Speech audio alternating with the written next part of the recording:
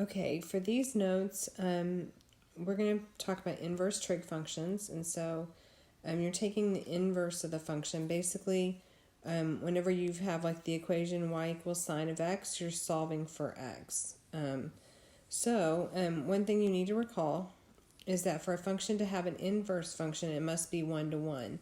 So like we had the graph of something like the quadratic function. This wasn't 1 to 1 because it failed the horizontal line test. It was originally a function, meaning it passed the vertical line test, but it failed the horizontal line test, so that means the inverse won't be a function.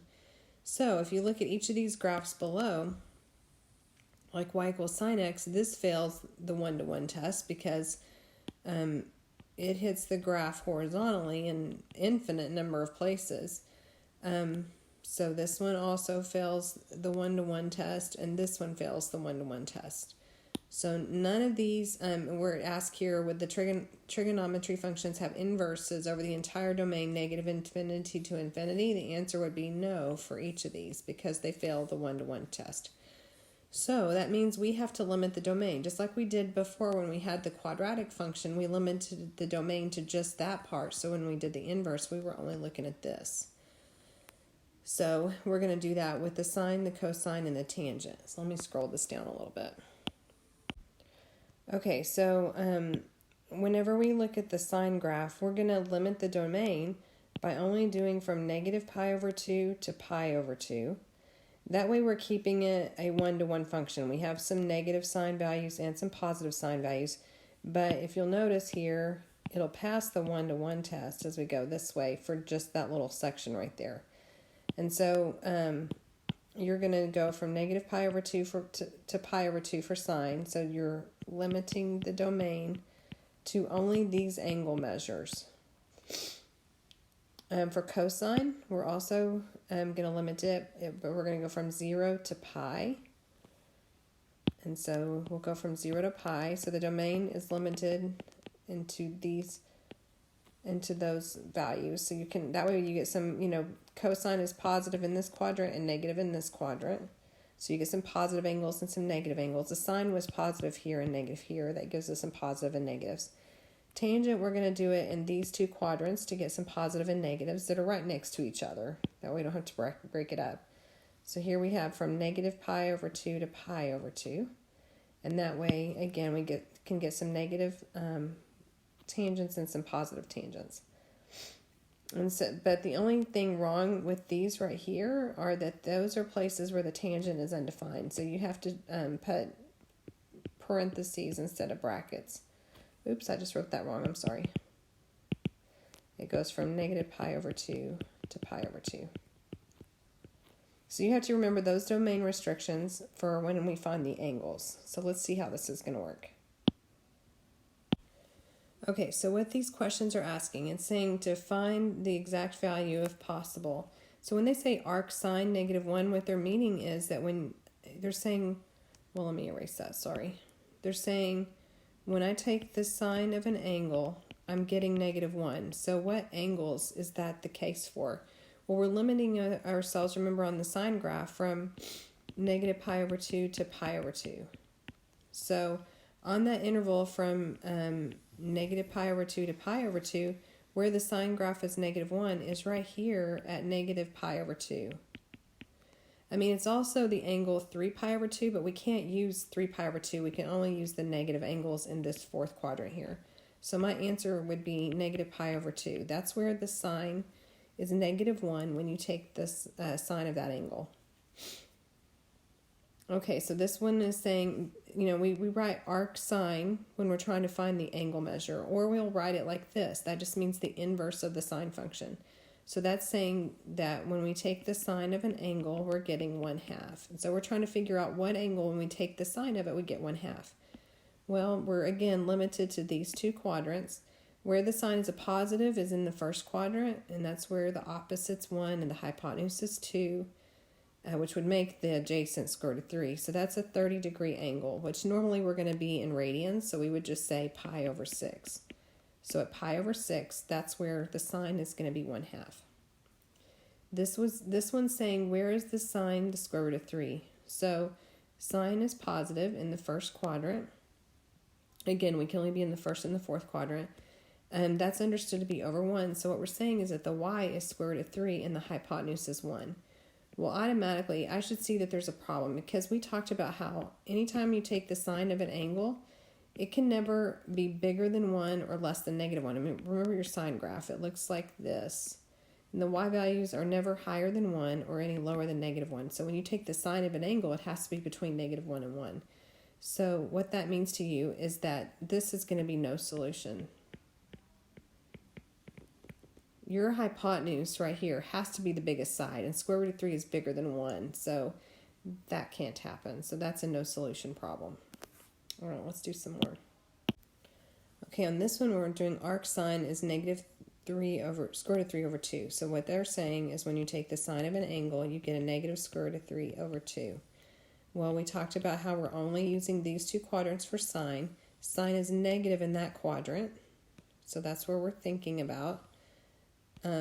So remember, this is your y and this is your r. So the y is a negative square root of 3 and your hypotenuse is 2. This would be on a 60-degree angle in this quadrant. And remember, our domain for sine is negative, oops, that should be a bracket, negative pi over 2 to pi over 2.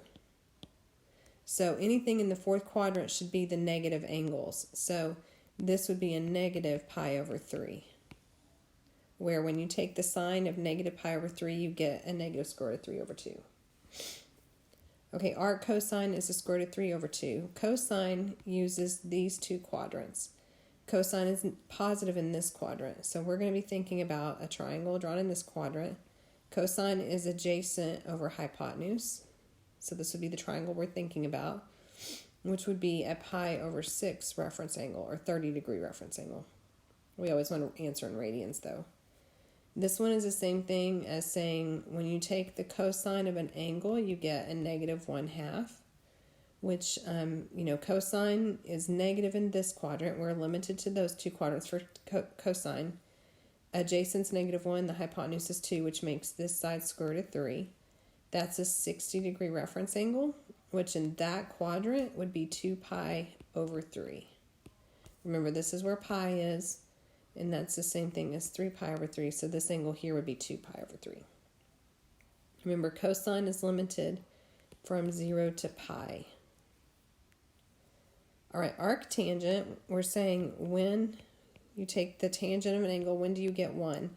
Well, back when we were graphing, remember the place where tangent's 1 is either here or here, at pi over 4 or at 5 pi over 4. But for tangent, arctangent, we're limited to just this first quadrant. So we're limited to these two quadrants for arctan.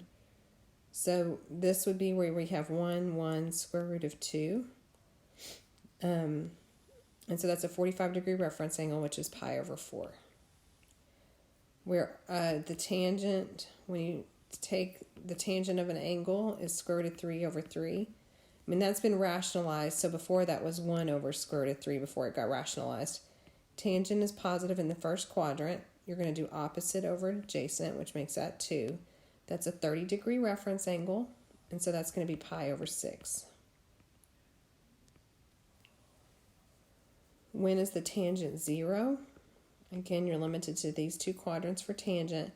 Tangent's going to be 0 right here when you have the order pair 1, 0. And remember, tangent is y over x, and so that's where we have 0 over 1. And so when we say tan -1, like tan, this is the same thing as saying the inverse of tangent, or arctan. We could have written it like this, and it's the same thing. But what we're basically saying is when you take the tangent of an angle, when do you get 0? And that's going to be at the angle 0.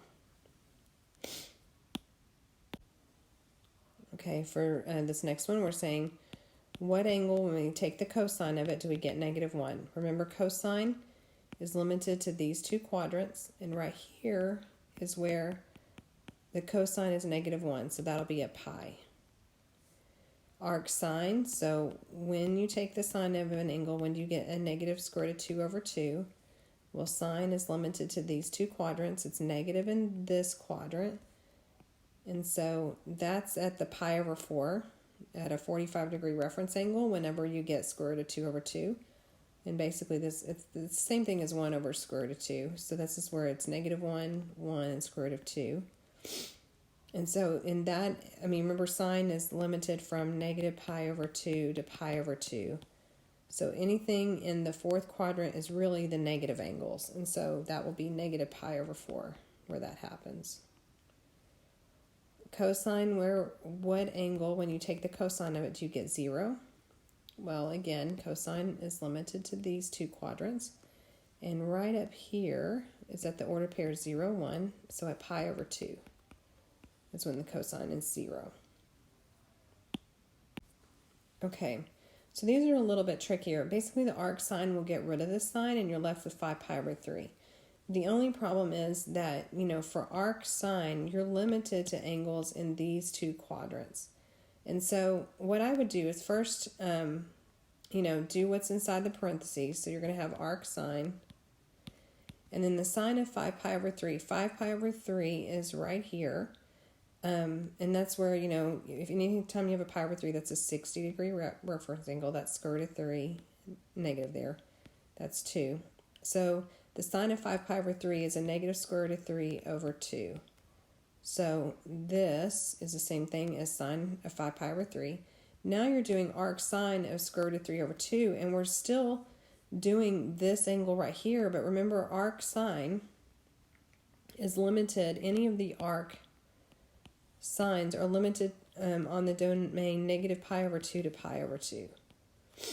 And so we have to choose the negative angle with that same 60-degree reference angle in that quadrant, so it'd be a negative pi over 3.